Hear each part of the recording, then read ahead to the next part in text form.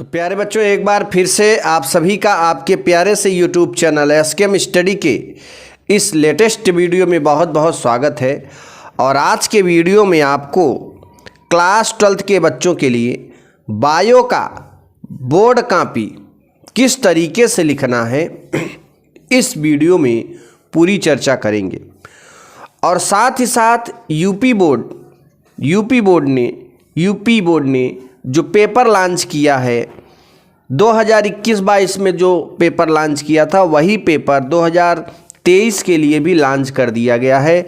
यहाँ पे ये जो 2021-22 इन्होंने नहीं बदला, लेकिन याद रखना जो यूपी बोर्ड लॉन्च करता है पेपर उसमें से 30% क्वेश्चन एज इट इज़ फंसते हैं। तो यहाँ पे हम दो चीज़ें बताने वाले हैं। एक तो बोर्ड कॉपी कैसे लिखना है, ठीक है ना, बोर्ड कॉपी कैसे लिखना है बायोलॉजी की, साथ ही साथ इस पूरे पेपर्स का सल्यूशन भी इसी वीडियो में कराएंगे। तो सभी बच्चे जो नए हैं वो चैनल को सब्सक्राइब करें और बेल आइकन दबा दें, ताकि जैसे ही फिजिक्स केमिस्ट्री का वीडियो अपलोड हो उसका नोटिफिकेशन आपके मोबाइल तक पहुंच जाए। और इस चैनल पे 4 साल के प्रीवियस ईयर पेपर्स का सल्यूशन कराया जा रहा है। कितने साल? 4 साल, 4th ईयर अनसाल पेपर। दोस्तों, अगर आप 4 साल के प्रीवियस ईयर पेपर्स को पढ़कर चले जाओगे, एग्जाम दोगे, तो आपको 100% पाने से कोई रोक नहीं सकता। 100% पूरा का पूरा पेपर वही फंस जाता है प्यारे बच्चों, ठीक है ना। तो देखो, ये रही बोर्ड की कॉपी, यही बोर्ड की कॉपी आपको एग्जाम में देखने को मिल रही है इस समय, ठीक है। यहाँ पे पूरे पेपर्स का सल्यूशन मैंने बाकायदे विथ फिगर, देख रहे हैं ना, ये फिगर आप देख रहे हैं। इस तरीके से आपको बोर्ड एग्जाम में भी बाकायदे अगर फिगर बना दोगे तो एग्जामिनर मजबूर हो जाएगा आपको नंबर देने के लिए। पूरा फिगर सहित कम से कम समय में ज़्यादा से ज़्यादा चीज़ों को लिखना है, ठीक है ना। इसलिए इस वीडियो को अपने फ्रेंड सर्किल में तुरंत शेयर कर दीजिए। चलिए दोस्तों, आगे देखते हैं हम लोग। यहाँ पे पहला क्वेश्चन देखो, जब भी आप एग्जाम में बैठो बोर्ड कॉपी लिखो तो प्रश्नोत्तर संख्या आपको स्केच से डालनी है। उसके बाद यहाँ पे डबल लाइन या सिंगल लाइन खींच के अगली इस तरीके से लिख देंगे, ठीक। और यहाँ पे आप रोल नंबर लिख सकते हैं यहाँ पे, ठीक। अगर यहाँ पे बारकोड या वो नंबर होगा तो बाएं साइड में लिख देना, ठीक है ना। तो ये प्रश्नोत्तर संख्या 1। उसके बाद निम्नलिखित में से कौन सा पुष्पनरजनन अंग का प्रतिनिधित्व करता है? तो कौन करता है? पुमंग करता है, या जायांग करता है, या गुरु बीजाणुधानी करता है, या परागकण? तो याद रखना इसका सही ऑप्शन है जायांग। और दोस्तों बता दें कि प्रश्नोत्तर संख्या 1 लिखने के बाद क ख थोड़ा एक एक लाइन का गैप करके लिखना, और उसके जो भी ऑप्शन सही होंगे वो लिख देना। जैसे क का बी वाला ऑप्शन सही है तो यहाँ बी, ख का चौथा ऑप्शन सही है तो चौथा, ग का तीसरा ऑप्शन सही है तो तीसरा, फिर घ का चौथा ऑप्शन सही है तो चौथा यहाँ लिख देना, ठीक है ना। जो इस तरीके से लिखना थोड़ा अच्छा लगे, और ऑप्शन का नाम भी लिख देना। जैसे यहाँ पे देखो लिखा है, इसमें 2 तो नहीं लिखे, बट यहाँ पे जैसे लिखा है ऐसे लिख देना सब बच्चे, ठीक। और देखने में अच्छा लगे, साफ सुथरा होना चाहिए, ठीक। फिर देखिए अगला है, मनुष्य में संतान का लिंग निर्धारण होता है। तो पहला है माँ के लिंग गुणसूत्र से, दूसरा है अंडाणु के माप से, तीसरा है शुक्राणु के माप से, और चौथा है पिता के लिंग गुणसूत्र से। तो ये दोस्तों ख नंबर में जो है चौथा नंबर सही है, पिता के लिंग गुणसूत्र से, यानी पिता के लिंग गुणसूत्र से मनुष्य में संतान का लिंग निर्धारण होता है। नेक्स्ट है ग नंबर, जेनेटिक इंजीनियरिंग का उपयोग होता है। तो जेनेटिक इंजीनियरिंग का उपयोग होता है, चिकित्सा में भी होता है दोस्तों, वो कृषि में भी करते हैं, इसलिए इसका तीसरा ऑप्शन राइट है। इनमें से दोनों में जेनेटिक इंजीनियरिंग का उपयोग होता है। फिर है घ नंबर, लाइकेन जो पारिस्थितिक अनुक्रम को प्रारंभ करने में सक्षम है, वास्तव में यह सजीवी सहचर्य है। इसमें शैवाल और जीवाणु, शैवाल और कवक, जीवाणु और कवक, कवक और फंजाइम। तो यहाँ कवक और फंजाइम जो है लाइकेन को उत्पादित करते हैं। आगे देखो, तो यहाँ देखो इस तरीके से MCQ बहुविकल्पी प्रश्नों को लिखना। उसके बाद हम क नंबर में आ जाते हैं। ठीक है, दूसरे का क। अति लघुत्तरी प्रश्न दोस्तों एक एक नंबर के होते हैं, तो एक एक नंबर वाले प्रश्न एक एक लाइन में आंसर देने हैं इसके। देखिए, क्लाइनफेल्टर एवं टर्नर सिंड्रोम में गुणसूत्रों की संख्या लिखिए। तो देखिए, क्लाइनफेल्टर एवं टर्नर सिंड्रोम में गुणसूत्रों की संख्या क्या होती है? क्लाइनफेल्टर सिंड्रोम में गुणसूत्रों की संख्या में 44 धन XXY गुणसूत्र होते हैं। कितने होते हैं दोस्तों? XXY गुणसूत्र।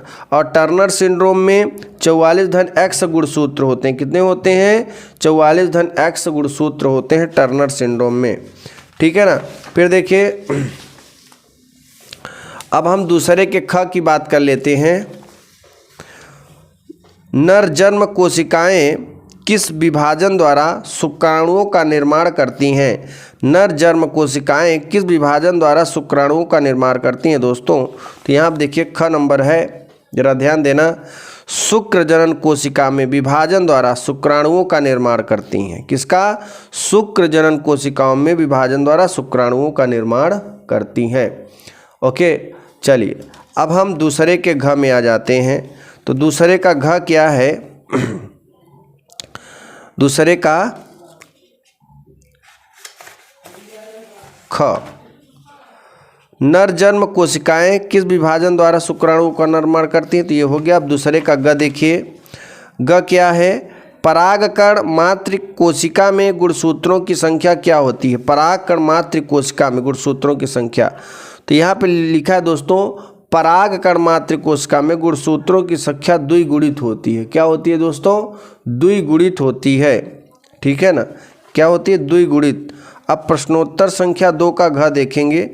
उस एंजाइम का नाम लिखिए जो डीएनए अणु को खंडों में तोड़ देता है। उस एंजाइम 2 का घ। तो स्ट्रिक्शन इंडोन्यूक्लिएज एंजाइम जो है यह दोस्तों क्या करता है? गुणसूत्रों में तोड़ देता है। ठीक है ना। आगे देखिए, दूसरे का अंगा। दूसरे का अंगा कार्बन डाइऑक्साइड का स्थिरीकरण कराने। दूसरे का अंगा क्या है? कार्बन डाइऑक्साइड का स्थिरीकरण कराने के कारण पौधों में क्या कहते हैं? तो यहाँ प्रकाश संश्लेषण कहा जाता है। क्या कहता है दोस्तों? प्रकाश संश्लेषण। अब आगे देखिए, आगे है, जरा ध्यान देना। तीसरा नंबर लघुत्तरी प्रश्न 2-2 नंबर के होते हैं प्यारे बच्चों।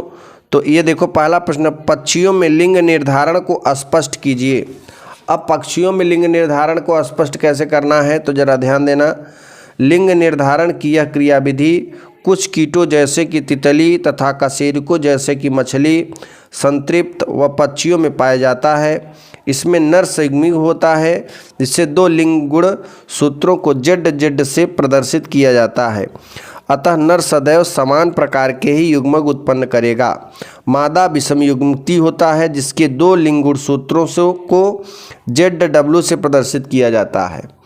अतः मादा को 2 प्रकार के अंडाणु या तो Z गुणसूत्र युक्त या W गुणसूत्र युक्त उत्पन्न करता है। तो यहाँ पे मादा में 2A + ZW में यहाँ पे 2 गुणसूत्र होंगे, AZ और AW। और नर में जो है 2A + ZZ में यहाँ पे भी 2 गुण AZ और AZ होता है। यानी दोनों नर में बराबर होता है, मादा में अलग अलग होता है। ठीक है ना। फटाफट आप स्क्रीनशॉट ले लीजिए। आगे देखिए दोस्तों, नेक्स्ट क्वेश्चन है 3 का ख। तो प्यारे बच्चों यहाँ पे जरा ध्यान देना। आ गए हम अगले क्वेश्चन की ओर, और यहाँ पर बहुत ही ज़बरदस्त क्वेश्चन के साथ एक बार फिर से आपके साथ हाजिर हुए हैं। ठीक है, चलिए 3 का ख देख लेते हैं। वाटसन तथा, जरा ध्यान देना प्यारे बच्चों, वाटसन तथा क्रिक द्वारा प्रस्तुत डीएनए के द्विकुंडलित मॉडल का स्वच्छ नामांकित चित्र बनाइए। ठीक है, तो यहाँ पर देखिए, अगर इस तरीके से आप वाटसन तथा क्रिक का डीएनए का मॉडल एक चित्र बना देते हो दोस्तों, तो आपको एग्ज़ाम में पूरा का पूरा नंबर देने से आपका एग्जामिनर भी खुश हो जाएगा। तो अगर आपको खुश करना है तो इस तरीके से आपको बोर्ड एग्ज़ाम में, बोर्ड कॉपी में फिगर बनाना पड़ेगा, ठीक है ना। थोड़ा अगर गलत भी लिखते हो तो चलेगा, लेकिन साफ सुथरा सही फिगर जरूर बनाइएगा। लिखावटी के नंबर मिलते हैं, लेकिन लिखे क्या हो ये मायने नहीं रखता, कितना साफ लिखे हो ये मायने रखता है। 3 का ग देख लेते हैं। प्रतिरक्षा क्या है? 3 का ग प्रतिरक्षा क्या है दोस्तों? इम्यूनिटी। शरीर में सभी प्रकार के रोग जनकों और उनके विषैले पदार्थों के दुष्प्रभावों का प्रतिरोध करके स्थैतिकता बनाए रखने की क्षमता होती है, इसे प्रतिरक्षा कहते हैं। प्रतिरक्षा माने इम्यूनिटी, ठीक है ना। आगे देखिए 3 का घ देख लेते हैं। 3 का घ क्या है दोस्तों? देखिए, आर्किड पौधा आम के पेड़ की शाखा पर उग रहा है। आर्किड और आम के पेड़ के बीच पारस्परिक क्रिया को आप कैसे स्पष्ट करेंगे? तो 3 का घ में यहाँ पे आंसर है, यह पारस्परिक क्रिया सबभोजिता अथवा परोपकारिता है, जहाँ दोनों लाभान्वित होते हैं, परंतु एक टुकड़े को ना तो हानि पहुँचाते हैं और ना ही प्रभावित करते हैं। इस क्रिया में आर्किड लाभान्वित होता है, परंतु आम का पेड़ अप्रभावित ही रहता है। तो फटाफट इतने का स्क्रीनशॉट ले लें दोस्तों। अगर आप इसको PDF लेना है तो लिंक आपको डिस्क्रिप्शन बॉक्स में दे देंगे, जाके PDF डाउनलोड कर लेना, ठीक है ना। अब देखो प्रश्नोत्तर 3 का अंगा है जैविक, जरा ध्यान देना, जैविक अनुक्रिया के तरीकों पर स्वच्छ आरेखी निरूपण कीजिए। तो यहाँ पे पूरा आरेखित निरूपण हुआ है, फटाफट आप इसका स्क्रीनशॉट ले लें और पढ़ लीजिएगा। चौथे का ख देखिए, बहुत ही ज़बरदस्त क्वेश्चन आ गया। चौथे नंबर में प्रवेश करेंगे प्यारे बच्चों और बच्चियों। यहाँ आप देखिए, लघु बीजाणुधानी तथा गुरु बीजाणुधानी के बीच कोई 3 अंतर स्पष्ट कीजिए। तो यहाँ पे प्यारे बच्चों ज़रा ध्यान देना, लघु बीजाणुधानी का ये पूरा यहाँ पे है और गुरु बीजाणुधानी का ये है, ठीक है। इस तरीके से आप बोर्ड कॉपी को लिख सकेंगे बोर्ड एग्जाम में। और पूरा इसका PDF, ध्यान देना, इसका पूरा PDF आपको डिस्क्रिप्शन बॉक्स में मिलेगा, लिंक जाके डाउनलोड कर लेना। लिंक हम इसी डिस्क्रिप्शन बॉक्स में दे देंगे, ठीक है ना। तो चलिए, आपको पूरा का पूरा सल्यूशन इस कॉपी में किया गया है, ठीक है ना। तो इसका पूरा सल्यूशन पाने के लिए इसका PDF डाउनलोड कर लीजिएगा, मिल जाएगा आपको। PDF आपको हमारे इसी SKM स्टडी टेलीग्राम चैनल पर मिल जाएगा। तो अगले वीडियो में आपसे फिर मिलेंगे, तब तक के लिए जय हिंद, जय भारत, वंदे।